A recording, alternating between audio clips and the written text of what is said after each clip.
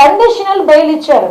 అరే కొమ్మినేని శ్రీనివాస్ నిర్దోషి అని ఎక్కడ సుప్రీంకోర్టులోని జడ్జిమెంట్ ఇవ్వలా, కండిషనల్ బెయిల్ ఇచ్చారు. ఏమని కండిషన్స్ పెట్టారు ఒకసారి బెయిల్ పిటిషన్ కనుక చదువుకుంటే, కనీసం మీకు చదువు వచ్చి చదువుకున్నా లేకపోతే చదువు వచ్చిన వాళ్ళు చదివించుకున్నా అందులో ఒక పదం ఉంది, మీరు ఎటువంటి టీవీ డిబేట్స్ చేయకూడదు, ఇలాంటి పదాలు కూడా ఉపయోగించకూడదు, ఎటువంటి టీవీ డిబేట్స్ కి హోస్ట్ కూడా చేయకూడదు అని చెప్పి కండిషనల్ బెయిల్ లో ఉంది. అంటే అక్కడే సుప్రీంకోర్టు కూడా నిర్ధారించింది మీరు మాట్లాడారు, మీరు మాట్లాడిన తప్పు అని చెప్పి. దాన్ని సమర్థించుకుంటూ జగన్మోహన్ రెడ్డి నేను ఇంత పొడవున ట్వీట్ పెట్టాడు. నాకైతే ఒక రకంగా చెప్పాలంటే ఒక ఆశ్చర్యం అనిపించింది. అరే ఇంతమంది మహిళలు రోడ్డు మీదకి వచ్చి నువ్వు మాట్లాడిన మాటలు తప్పు, నువ్వు క్షమాపణ చెప్పు అని మాట్లాడుతా ఉంటే, సాక్షి పేపర్ మీద సాక్షి ఛానల్ మీద కూడా దుమ్మెత్తి పోస్తా ఉంటే, కనీసం వాటి గురించి మాట్లాడడం మానేసి ఒక దుర్మార్గుడు 70 సంవత్సరాల కిందకు వచ్చినా కూడా మహిళను ఎలా గౌరవించాలో కూడా తెలియని ఒక నీచుడుకి సుప్రీంకోర్టు ఒక కండిషనల్ బెయిల్ ఇస్తే దాన్ని సమర్థించి చంద్రబాబు నాయుడు గారికి ఇదేదో ఒక రకమైన ఓటమి అని చెప్పి